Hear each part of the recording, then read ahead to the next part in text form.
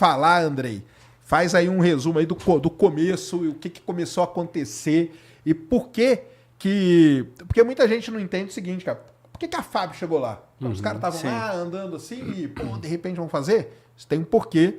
Ele conta lá no...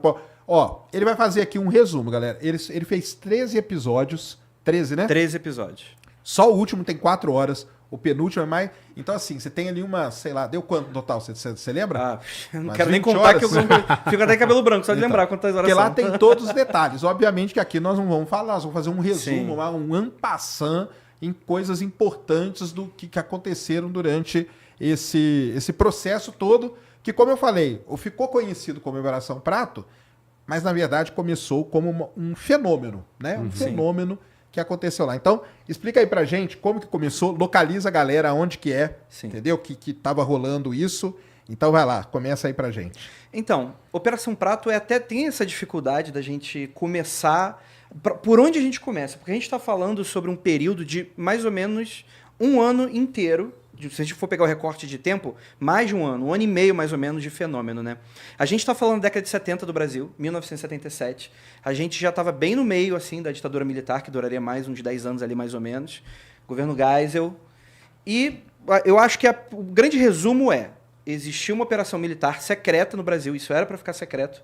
Aconteceu uma série de fatores que acabou vazando, em que militares foram pesquisar OVNIs no interior da Amazônia. E esse papo parece muito doido. A gente sabe que, enfim, né, a ufologia está em voga novamente. A ufologia funciona em ondas, né? Eu adoro a história da ufologia. Mas eu sou daqueles que eu gosto pelo sentido antropológico da coisa.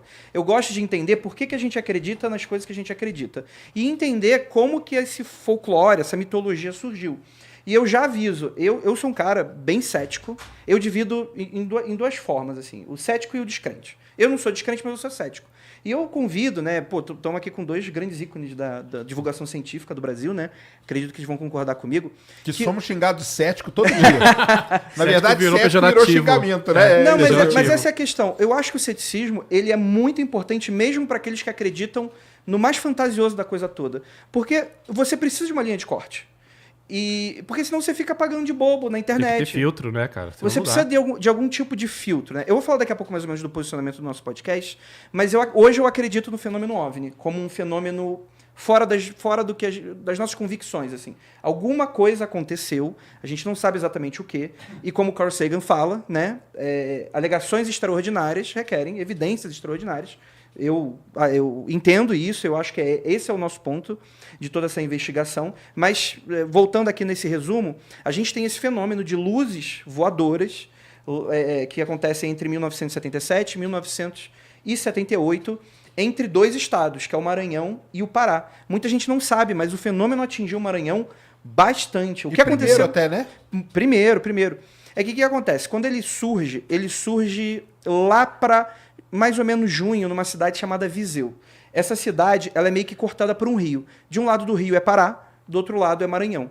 Aparentemente, a gente tem esse fenômeno sendo retratado nos jornais.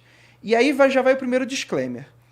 Jornal é uma coisa muito complicada, principalmente a gente está falando sobre imprensa no interior na década de 70. Tem muito aquela vibe meio notícias populares, bebê diabo. Então, você tem essa coisa que fica naquele clima meio histórias que o povo conta. Diz que luzes vinham do céu para sugar o sangue das pessoas. Por mais que isso possa parecer bastante inusitado, até mesmo para o recorte ufológico, se a gente for pegar todos os casos ufológicos, a gente não dá uma Operação Prato. Não tem um caso tão longo, não tem um caso que tem relatório de uma instituição pesquisando aquilo, você tem muitas imagens, você tem muitos ataques, o volume de ataques e a violência dos ataques ela é muito assustadora. Se você pegar, por exemplo, sei lá, você vai pegar o Travis Walton lá, aquele do Fogo no Céu. É um cara, um lenhador que é abduzido, vamos colocar assim. Aqui na Operação Prato a gente não tem abdução, mas nós temos uma série de ataques de pessoas que alegavam que após o encontro com essas luzes, ganhavam uma espécie de fraqueza. E essa fraqueza ia acompanhando elas durante várias semanas e vários meses, inclusive algumas foram hospitalizadas, né? Teve um cara que morreu, né? Teve óbito. Então, alegações de pessoas que morreram tem aos montes. E isso foi uma das coisas que, inclusive, eu vou falar daqui a pouco. Porque fala, pô, morreu gente, etc e tal. Infelizmente, pela época, a gente tem muito pouca coisa que sobreviveu de registro. E essa é a parada. Quando eu fui chamado para fazer esse projeto, a gente usou muito o método do Ivan, Ivan Mizanzuki, que ele tem um projeto Humanos, o caso Evandro. Que é sensacional. É muito bom, assim, porque ele conseguiu resolver um crime dos anos 90 e inocentar pessoas que realmente não tinham culpa no cartório, sofreram tortura. O Ivan, por causa desse método, acha as fitas de tortura. Então ele chegou para mim e falou, pô, Andrei, que caso insólito você imagina que a gente poderia fazer uma espécie de caso Evandro de mistérios, assim? E, cara, na lata, categoricamente, eu falei, Operação Prato.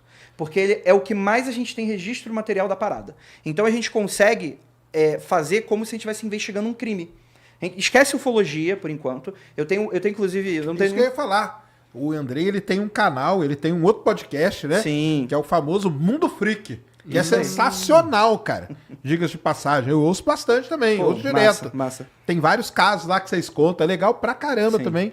Mundo Freak tem no YouTube e tem no Spotify, né? Isso aí, perfeito. A questão toda é que, enfim, deixa eu só me apresentar pra galera que não escuta, porque tem um mundo de podcasts que não tá no YouTube, gente. Podcast nasceu em 2006 como um arquivo de áudio que você escutava. Tem muito a ver com o iPod da época, por isso que é podcast, né? Você tem, através do feed, RSS, você poderia receber no seu iPod, que era uma grande novidade na época, episódios como se você assinasse um jornal, só que você recebia aquela parada em áudio, né?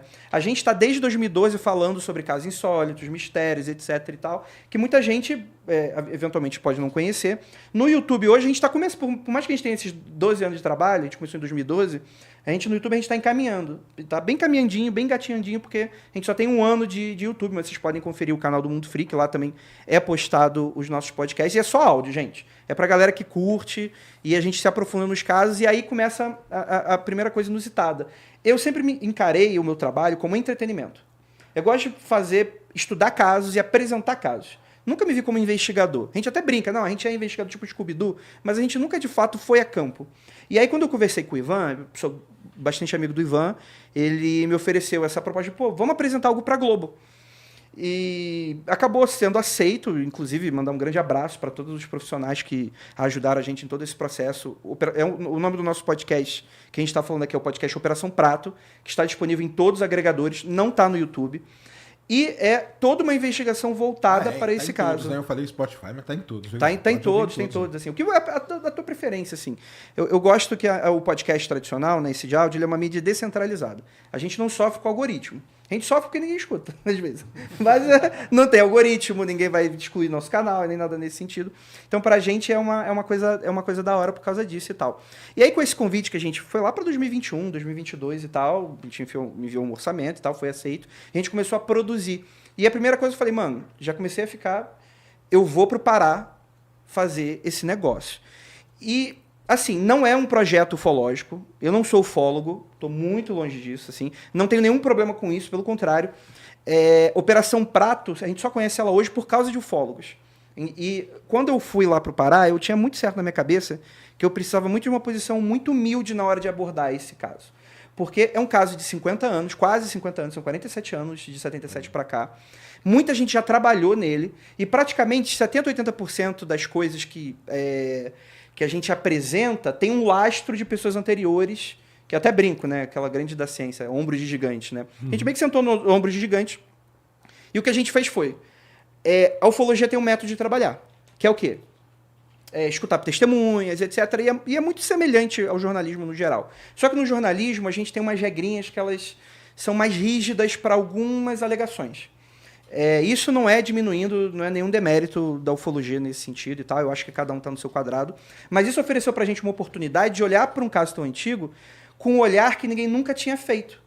E eu tava, e vocês sabem como é que é, né? Eu era aquele moleque que ficava entrando naquele assustador.com e ficava vendo a foto da menininha no corredor. Clássico. O caso lá do... Como é que é? Do SS alguma coisa que ele viajou no tempo. Tinha uns casos desses, né? E esses blogs, eles vão replicando coisas que a gente não sabe se é verdade. E fica aquele grande copia e colar. E eu tive a oportunidade de refazer os passos da galera. E a gente fez algo que, assim, eu acho que o nosso trabalho está muito bom lá. Mas eu acho que nossa maior vitória ali é que a gente não falou sobre alienígena. A gente falou sobre a história da Operação Prato. O que é a Operação Prato? Não é sobre alienígena. Operação Prato é sobre pessoas.